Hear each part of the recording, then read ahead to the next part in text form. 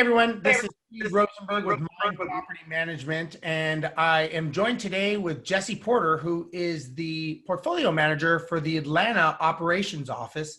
Jessy, thanks for joining me today. I appreciate it. Thanks for having me. So what I'd like to know is that if I'm an investor and I own a property, what would you say is the best way that I should handle an emergency in my property when something happens? So that's a great question, Steve. So first, there's a few items that I want to kind of address up front. The first one is understanding and knowing what the law is in reference to what is an emergency. And that goes a little further than what the actual law is, and then I'll explain what that. So you have a responsibility to provide a service for someone in the event that something floods, the heat doesn't work and it's a certain amount of degrees outside, or, the same thing with the AC, or they only have one running toilet, those items. But then you also have the ability to address items like my refrigerator is broken, which isn't necessarily an emergency, but you want to establish a relationship with your resident that wants them to live there. So, it depends. If your refrigerator stops working and it's Friday night, you're going to make that resident go all weekend with no refrigerator and spoiled food.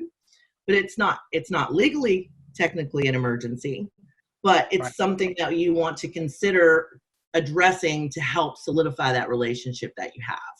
Sure. It's communications, customer service, and then there's customer service, and then there's what is the legal obligation, right? There's two different things that is important for people to understand. In addition to that, it's important that you know the property. And I'll give you an example of that, which we've discussed before, is you'll need to know if it's a plumbing issue, where the shutoff valve is, or where is the HVAC system? Is the HVAC system in the attic? Is it in the basement? Is it in a caged screen on the back of the building? I mean, it could be anywhere. I mean, you don't know what you're looking at or what you're getting. And obviously, being able to address it quickly with qualified vendors is the best way. So if you as an investor, knowing how to handle emergency would be getting with people who know all of those specific details and can educate you and give you the information you need to make the right choice. Yeah, and I think it just goes to show it's very important to understand, number one, communication with your tenant and have an established rule of defining with the tenant what is an emergency, what is not an emergency. A door, some problem with the door may not be an emergency. It may be a problem, but it doesn't need to be answered at 1 a.m. unless it's the door to get into the property and there's a safety concern and it's making the house uninhabitable. So I think it's important for the investor and the tenant or resident to both know what is the definition of an emergency. And also, I think, like you said, those are great points of knowing where shutoff valves are. Because if the house is flooding, you want them to get to the shutoff valve and at least stop the problem. Then you can address everything else, but at least stop the water from coming in. And again, just having that conversation, maybe even having something written up with the plan that everybody agrees upon. Because what you agree upon when you sign the lease, sometimes a year, 2, 3 years down the road, they may not really remember all those things. But if it's written down, maybe posted on the refrigerator or something in case of emergency, and then, you can have the instructions there. So that's all good information. And I have learned that there's very few emergencies that actually happen that are technically emergencies. There's things that have to be addressed pretty eminently and pretty quickly, but not necessarily defined as an emergency, like a house burning down or a house flooding. Obviously, those are emergencies. But there are other things that may take priority, but not an emergency from a legal standpoint. Now, customer service wise and understanding that you want to make sure that the resident is happy and that they're living in a safe, secure property, that you definitely want to bring into account as well. Absolutely.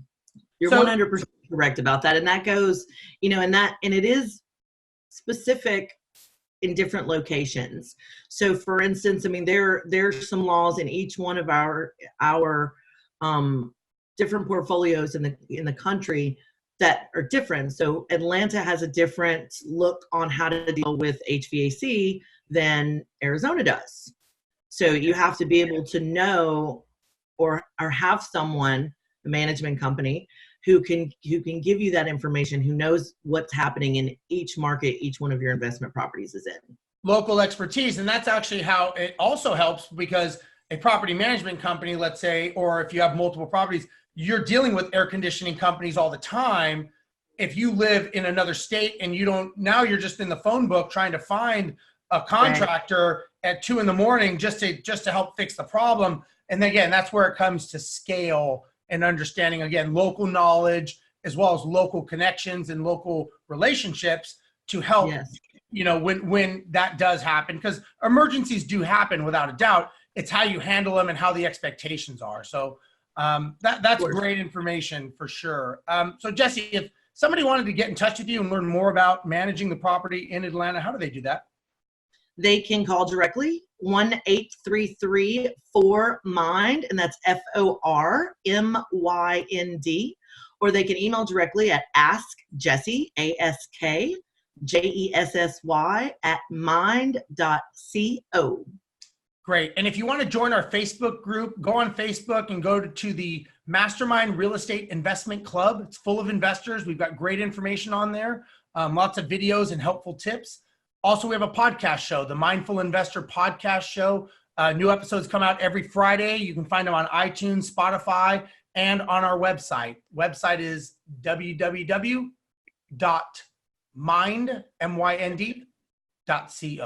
On behalf of Jessy and myself, thank you very much. We'll see you later. Bye-bye.